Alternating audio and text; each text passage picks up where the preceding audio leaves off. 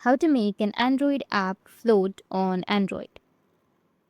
So if you want to make an Android app float on your Android, then what you need to do is you just need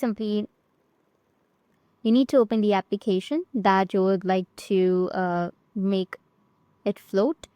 So I'll be choosing Messenger. Once you've selected Messenger, now you can go back. And once you go back, you will have this kind of interface.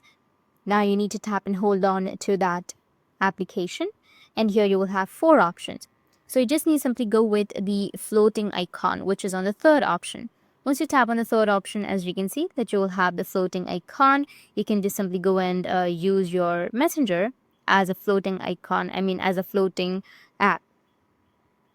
Or if you want to remove that, you can just simply go back and then remove it. Or if you want to do that same with your Instagram, you need to open up your Instagram and then go back, tap and hold on to it and select the third option. And as you can see that your Instagram is floating. You can adjust it wherever you like and then use your other applications on your background. So that's how you can make an Android app float on your Android. And if you have any questions, feel free to comment below. Thanks for watching.